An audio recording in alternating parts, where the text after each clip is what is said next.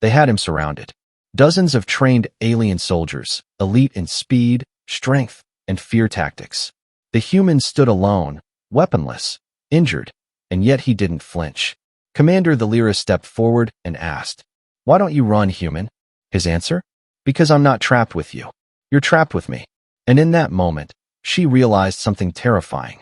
Humans don't fear death, they make others fear living.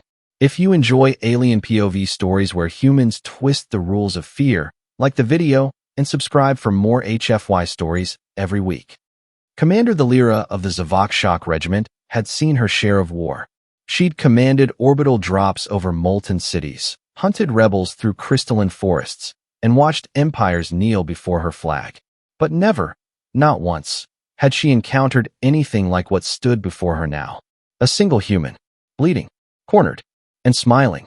His armor was torn, one eye swollen, no weapons, no backup, yet he stood there like it was a choice.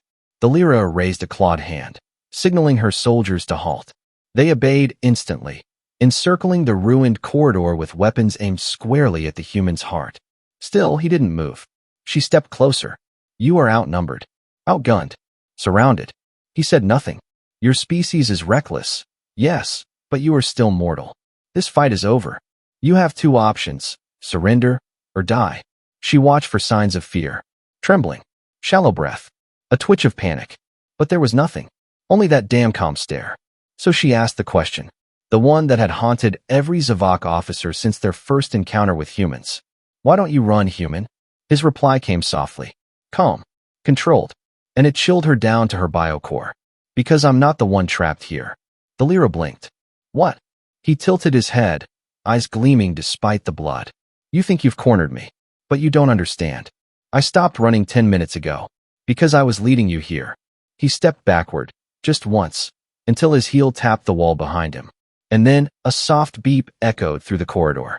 Her heart dropped. She looked up. There, almost invisible, were charges, lined above the support beams, hidden behind debris, buried into the steel itself. Rigged, pre-armed, waiting. The human smiled wider. "I only needed you close enough." Thalira raised her voice. "Fall back. Now." But it was too late. The corridor detonated. The blast wasn't just fire, it was pressure. Directional. The walls caved inward, sealing off the exits. Debris crushed half her squad. The lights died, replaced by flickering red emergency strobes. Chaos. Screams. Smoke. And then silence. Thalira pulled herself up, coughing blood. Half her unit, gone. The rest, trapped. She looked up. The human was still standing. Burned. Bruised. Breathing hard. But still standing. "You planned this." He nodded. "You let us chase you." Another nod. She backed up against the wall, disbelief overtaking fury. "Why?" she whispered. His reply was softer now, but even more terrifying. "Because when a human stops running, that's when the real hunt begins." And then he disappeared into the smoke.